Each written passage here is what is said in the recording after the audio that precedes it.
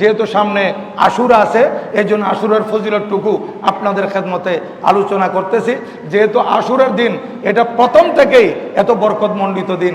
এই আশুরার রোজা কত বড় ফজিলতপূর্ণ রোজা। আর আল্লাহর প্রিয় মাহবুব সাল্লাল্লাহু আলাইহি ওয়াসাল্লাম ইরশাদ করতেছেন, আশুরার রোজা এটা আমি আল্লাহর উপর এটাই বিশ্বাস, আল্লাহ পাক সুবহানাহু ওয়া তাআলা আশুরার রোজা রাখার কারণে বিগত জীবনের 1 বছরের গুনাহ মাফ করে দিবে। দেখেন আশুরার রোজার ফজিলত। আরেকটি হাদিসে পাকের মধ্যে আসতেছে, আল্লাহর প্রিয় মাহবুব সাল্লাল্লাহু আলাইহি ওয়াসাল্লামকে সাহাবায়ে কেরাম আরজ করলেন, হুজুর এই যে আমরা আশুরার রোজা পালন করতেছি, এই দিনটাকে তো ইহুদিরা বেশি ইজ্জত করে, নসারারা বেশি ইজ্জত করে। আল্লাহর নবীজি ইরশাদ করেন, যেহেতু অপর হাদিসে পাকে আছে, খালেফুল ইহুদা ওয়ান নসারা, ইহুদি নসারার বিরোধিতা তোমরা করবে, ইহুদি নসারা যা করে তোমরা তা করবে না।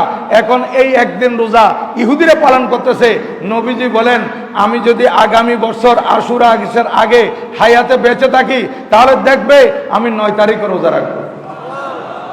আমি 9 তারিখ রোজা রাখবো, অর্থাৎ কি মানে আশুরার রোজা রাখবো, এর আগে একদিন রোজা রাখবো, যাতে ইহুদিদের সাথে আমাদের রোজা পালন এটা মিলে না যায়। এই কারণে ফুকাহায়ে কেরাম বলেছেন যে আশুরার দিন একটা রোজা আমরা পালন করব, এর আগে আরেকটা রোজা সাথে সাথে রাখবো, অথবা আগের দিন না রাখতে পারলে 10 তারিখ রোজা রাখবো, তারপর 11 তারিখ রোজা রাখবো। 10 এবং 11 অথবা 9-10, 9-10 যদি রাখতে না পারি 9 তারিখ কোনো কারণে 10-11, এইভাবে আমরা আশুরার রোজা 2টা পালন করব।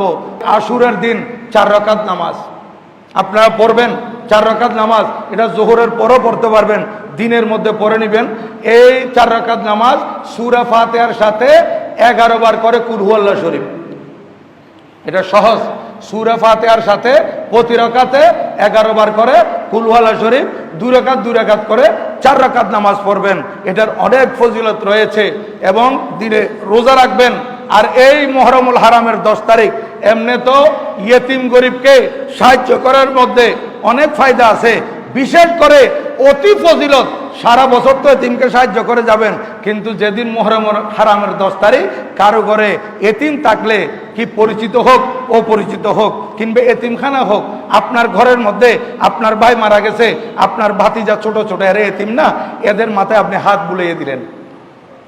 আমরা তো সবসময় আদর যত্ন করতেছেন, এতিমদেরকে সবসময় মহব্বত করবেন, এতিমদের প্রতি লক্ষ্য রাখবেন। আপনি নিজের সন্তানকে যেভাবে ভালোবাসেন, আপনার ভাতিজা এতিম এদেরকে সেইভাবে সমানভাবে ভালোবাসবেন, মহব্বত করবেন। আপনার ছেলের জন্য লেখাপড়ার যেভাবে খরচ দিচ্ছেন, আপনি ওদের জন্য সেইভাবে লেখাপড়ার খরচ দেন, দেখবেন আপনার সম্মান কিয়ামতের ময়দানে কত বেশি হবে।